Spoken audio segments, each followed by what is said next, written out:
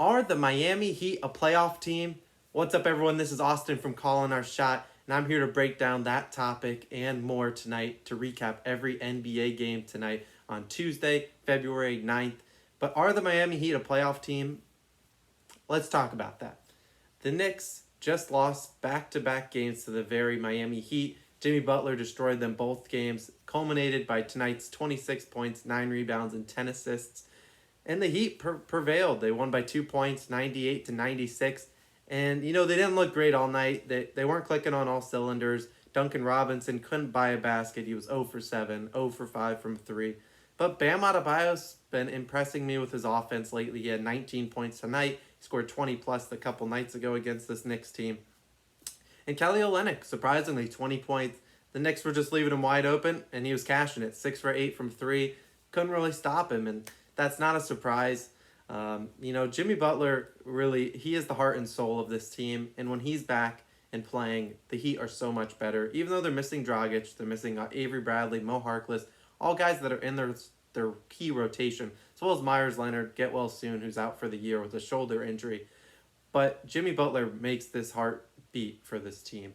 They are very good with him, but without him, they're not even a fringe playoff team. They're a 13 to 14 seed without him.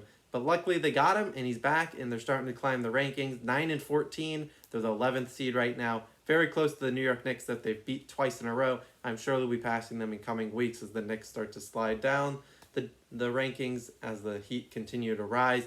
Nothing much more to take away from this game. Derrick Rose was back in his first game with the New York Knicks since his second stint with the team. And, he was all right. I don't love the move as a Knicks fan, but I do believe we are in for more moves with the Knicks coming the next month. I expect Elfrid Payton to get traded, as well as Austin Rivers. I think they're going to turn to Emmanuel Quickley and Derrick Rose as their point guards, and Quickley will eventually be the starter at some point this season. At least I hope so. R.J. Barrett has been quietly in a slump. Julius Randle couldn't buy a basket tonight, but Bam Adebayo was guarding him 4 for 18.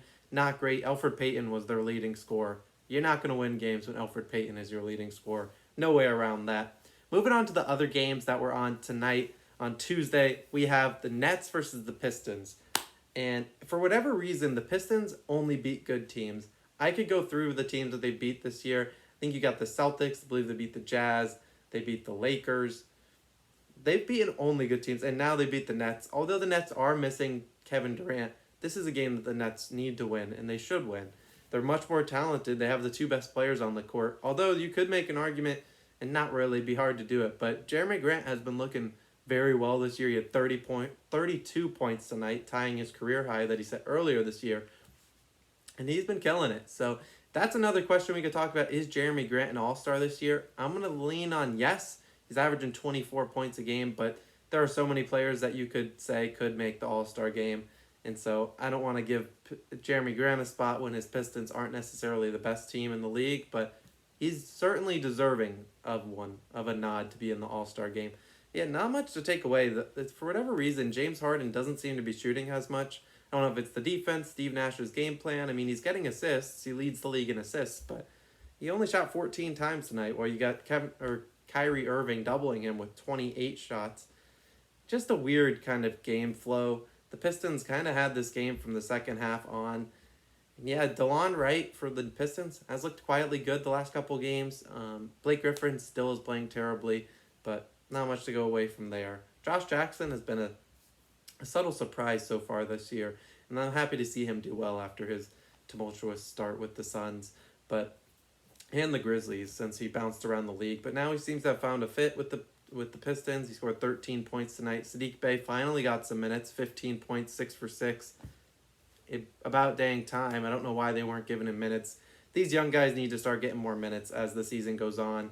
I love Blake Griffin, love Mason Plumlee, but they aren't the future. They should get traded and let Saddiq Bey, Isaiah Stewart, and those guys grow and kind of build chemistry together, as they're the future of the league whenever Killian Hayes ever comes back. If that is later on this year, we'll have to see. There's only a couple more games, as some of them have just tipped off. We have the Rockets versus the Pelicans.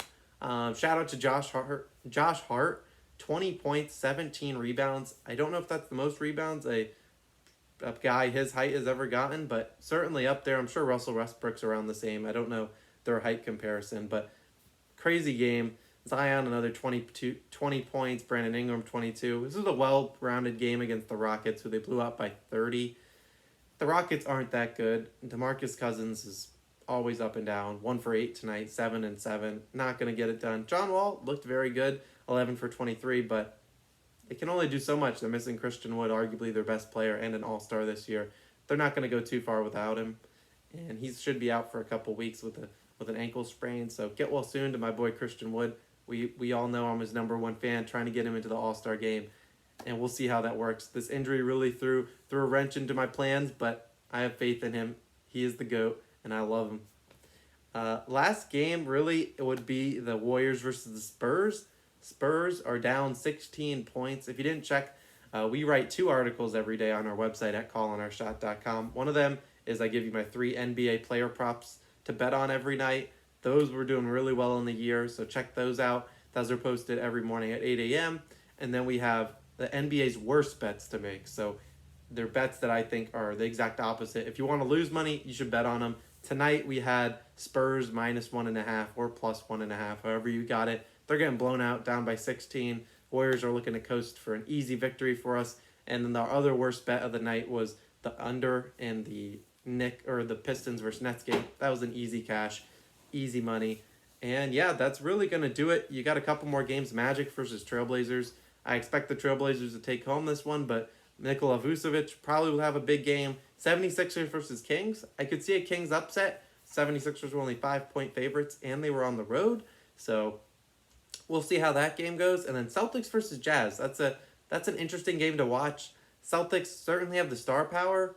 They have Jason Tatum, Jaylen Brown, but then the Jazz have second best, third best record in the league. So it'll be interesting how the rest of the games play out, and I'll recap them later on our Twitter and kind of look and break down those games. But those are the premier games. I mean, are the Miami Heat a playoff team? Absolutely. They'll be at least a 6 to 8 seed when it's all said and done.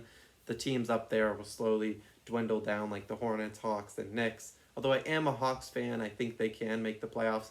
They're just not as consistent since they're so young and they aren't as talented. Well, they are as talented, but they aren't as tenured and experienced as a Heat team is.